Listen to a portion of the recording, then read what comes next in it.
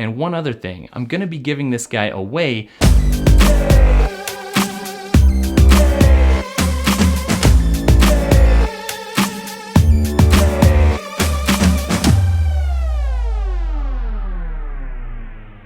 Hey, what's going on, guys? It's Chris from Daily Tech, and today I wanted to try something a little bit different.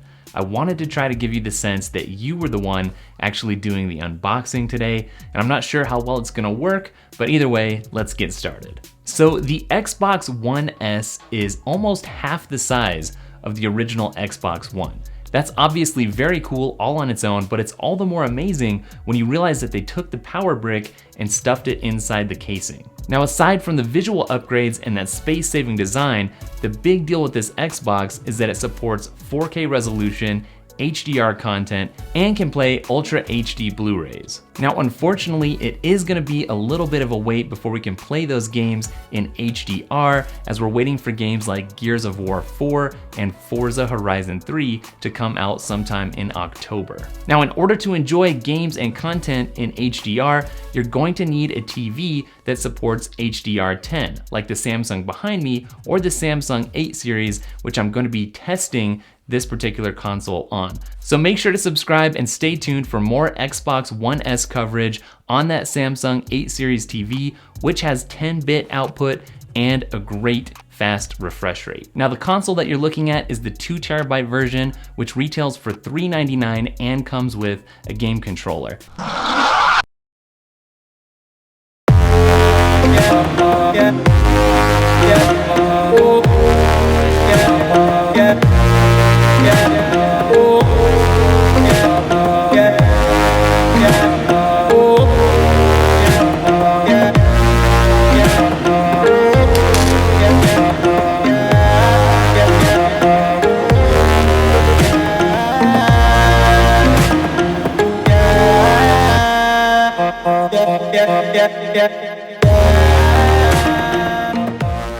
And I have to say, I'm really liking this robot white color scheme so far.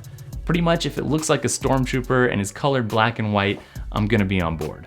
Now, as soon as I unwrapped this controller, I knew that I was gonna love it because not only is it more streamlined, but I'm really liking this new textured grip. It just feels really good. And I definitely like this stand that Microsoft included. It's easy to install, and I like having the Xbox standing vertical instead of horizontal because I think it just kind of looks better and takes up a little less space. Now, the setup process actually took quite a long time here. It's not like you can unbox this and get to your 4K content immediately. It's mostly due to all the updates that needed to download and then get applied. One thing that's cool is that the Xbox automatically detects if you've got a 4K screen hooked up and asks you, do you want to switch to that resolution? Yeah. All right, just a couple things to point out before this is all over. There's an IR blaster, which means if you've got a universal remote, you'll be able to control the Xbox with that, which is pretty useful. Also, if you've got a Kinect and you want to use it with the new Xbox One S, you're not going to be able to right out of the box. You're going to have to pick up an adapter. All right, guys, so that concludes this somewhat different unboxing experience. Hopefully you enjoyed it, and seriously, stay tuned for continuing coverage of the Xbox One S. Like I said, I plan on testing some things that other reviewers have totally skipped, like how the HDR works with some working examples and things like that. Oh, and one other thing, I'm gonna be giving this guy away, so if you're interested in winning, make sure to hit subscribe. That video is gonna be coming up shortly.